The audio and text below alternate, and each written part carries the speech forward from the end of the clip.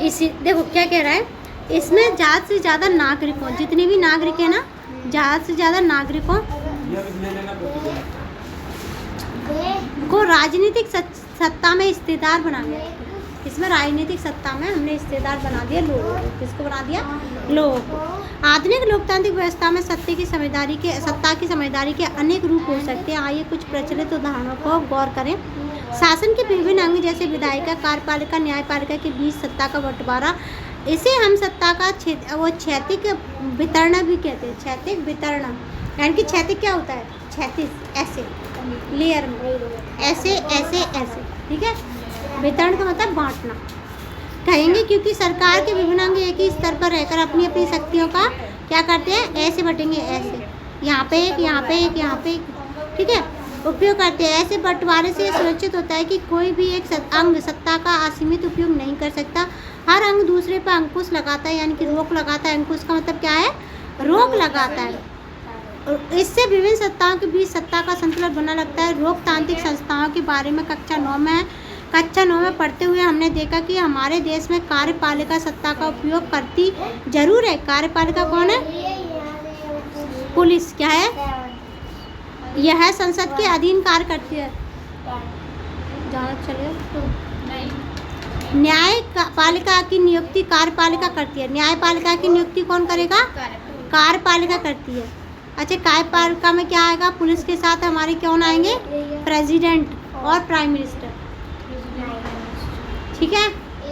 Presiding officer भी आते हैं उसमें, जो प्रेसिडेंट जिन्हें नियुक्ति करता है, गवर्नर भी होता है, ठीक है, कार्यपालिका में। और विधायक द्वारा बनाए गए कानूनों पर अंकुश लगाती है। विधायिका क्या करती है? कानून बनाती है। विधायिका क्या करेगी? कानून बनाएगी। अगर तुमसे किसी ने पूछा कि विधायिका क्या करेगी? कानून बनाएगी। विधि का मतलब क्या होता है? कानून। विधायिका है तो क्या करेगी? विधि को बनाएगी। विधि को मतलब कानून को बनाएगी। किसको बनाएगी? कानून को। इस व्यवस्था को नियंत्रण और संतुलन की व्यवस्था भी कर सकते हैं। सरकार के बीच भी विभिन्न स्तरों पर सत्ता का बंटवारा हो सकता है, जैसे पूरे देश के लिए सामान्य सरकार हो और फिर प्रांत या क्षेत्रीय स्तर पर अलग अलग सरकार रहे। पूरे देश के लिए बनने वाली ऐसी सामान्य सरकार को अक्सर संघ या केंद्र सरकार कह सकते हैं। प्रांतीय क्षेत्रीय स्तर की सरकारों को हर जगह अलग अलग नाम से पुकारा जाता है। हर जगह अलग अलग नाम होता है सरकार का। अब देखो, भारत में हम इन राज्य सरकार कहते हैं। क्या कहते हैं? राज्य सरकार। हर देश में बंटवारा ऐसे ही नहीं होता। कई देश प्रांतों और क्षेत्रीय सरकार नहीं होती। मतलब बंटवारा क्यों हो रहा है? अगर हम स्टेट में क्या नहीं देंगे? स्टेट में क्या नहीं देंगे? गवर्नमेंट नहीं देंगे। क्या नहीं देंगे? गवर्नमेंट नहीं देंगे। तो उस स्टेट के लोग तो बहुत ही स्ट्रांग है। अगर उस स्टेट के लोग को हमने सरकार या सत्ता नहीं दी तो वो तो सीधे आके सेंटर से लड़ेंगे। और सेंटर से लड़ने का मतलब क्या है? सेंटर को कमज़ोर करना। और सेंटर एक बार कमज़ोर हो गया तो हमारा देश टूट जाता है। क्या हो जाता है? टूट जाता है। क्या होता है? अब एक एग्जाम्पल देती हूँ बढ़िया वाला, मज़े आ जाएंगे तुम्हें। देखो, पाकिस्तान जब हमारे देश का बंटवारा हुआ 1947 में, तो क्या हुआ? वेस्ट पाकिस्तान था, पश्चिम पाकिस्तान और पूर्वी पाकिस्तान, ठीक है, दो पार्ट थे। पश्चिम पाकिस्तान को आज भी हम पाकिस्तान कहते हैं, लेकिन पूर्वी पाकिस्तान को अभी हम क्या कहते हैं? बांग्लादेश। क्या कहते हैं? बांग्लादेश। तो देखो, वो क्या आता है? एक स्टेट की तरह काम कर रहा था ना बांग्लादेश। जैसे कोई MP, UP, बिहार एक स्टेट की तरह काम करे। और अगर मैं यहाँ पे क्या कर दूँ? सरकार नियुक्त कर देती। क्या कर देती उस टाइम पे? कि जितने भी लोग हैं, जितने भी तुम्हारे अवामी लीग से जीते हुए लोग हैं, वो क्या करेंगे? अगर तुम्हारे लोग तुम पे ही राज करेंगे और तुम हमें कुछ मत देना, तो हमारा हिस्सा बने रहना। क्या बनना? हिस्सा बने रहना। या कुछ रिसोर्स की जरूरत होगी तो हम आपस में बांटते रहेंगे, एक दूसरे को देते रहेंगे, हिस्सा बने रहना।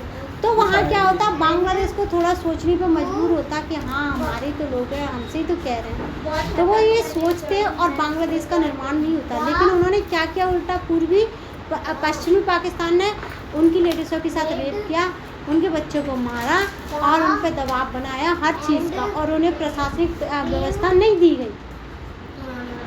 उन्होंने क्या किया? फिर उन्होंने इंडिया के जो इंदिरा गांधी थी उनसे कॉर्पोरेट किया उनके साथ। उन्होंने बोला कि मैं तुम्हारे देश को आज़ाद करा दूंगी। तो 16 दिसंबर 1971 को उसने आज़ाद करा दिया देश। 1971, ठीक है।